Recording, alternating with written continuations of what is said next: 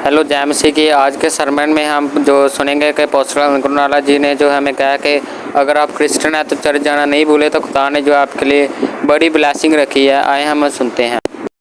आप क्रिश्चियन है ना, चर्च जाना भूले नहीं काम होता तब भी जाएं, फास्टिंग रखें, प्रेयर करें, शैतान को शर्मिंदा करें। एक दिन आएगा जब छुटकारा आपके पास होगा और आपके पास से दूसरों के पास भी होगा। आज चाहे नॉन क्रिश्चियन हो, आप चाहे क्रिश्चियन हो, आज अपनी लाइफ परमेश्वर को दे दीजिए और वचन पे चलना शुरू कर दीजिए, क्योंकि बड़े स्टार्स हैं जो आप में से जन्मने वाले हैं। आप शायद अपने आप को नहीं देख पा रहे जो फ्यूचर में है, लेकिन मैं आपको देख पा रहा हूं। आप चमकने वाले हैं बहुत अजीब रीति से। मैंने लोगों को देखा है चर्च में से राशन लेते हुए, 100 रुपए के लिए तरसते हुए, और आज फॉरेन कंट्रीज में अपने घर लेते हुए उनको देखा है, सेम फैमिली से। और ऐसा नहीं कि बड़े पैसे थे उनके पास, वो फॉरेन चले गए, परमेश्वर रास्ते खोल।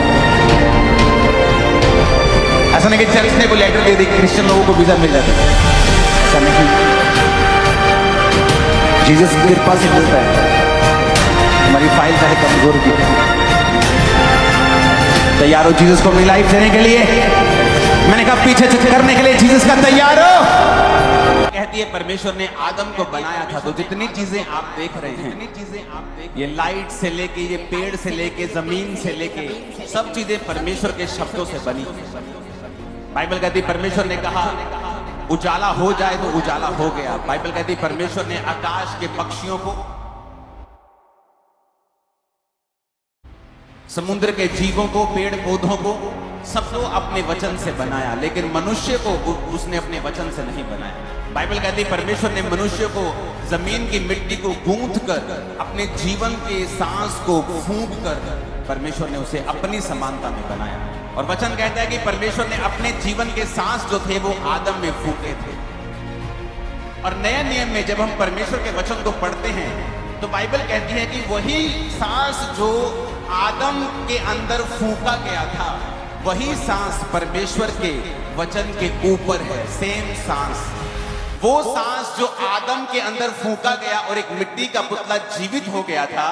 वचन कहता है कि जब बाइबल को परमेश्वर के लोगों के द्वारा परमेश्वर की आत्मा की प्रेरणा से लिखा गया, तो परमेश्वर ने वही सांस परमेश्वर के वचनों के ऊपर डाले थे कि जो कोई मुर्दा व्यक्ति इस आने वाले समयों में परमेश्वर के इस वचन को पढ़ेगा, वो वही जीवन पाएगा जो आदम ने पाया था। क्योंकि जब आप परमेश्वर के वचन को सुन लोगे जिसमें परमेश्वर का सांस मिला हुआ है, तो आप वही जीवन को पाओगे जो आदम ने पाया था। आज इसलिए लोगों के घरों में जीवन नहीं है। वो मैरिड तो हैं, उनकी मैरिड लाइफ में जीवन नहीं। बिजनेस तो करते हैं, उनके बिजनेस में जीवन नहीं। जी तो रहे हैं लेकिन उनकी लाइफ में कोई लाइफ नहीं। कहते जी मरिया वांगू जी रहे हैं आप। इसलिए परमेश्वर ने कहा जो कोई मेरा वचन सुनेगा वो जिएगा।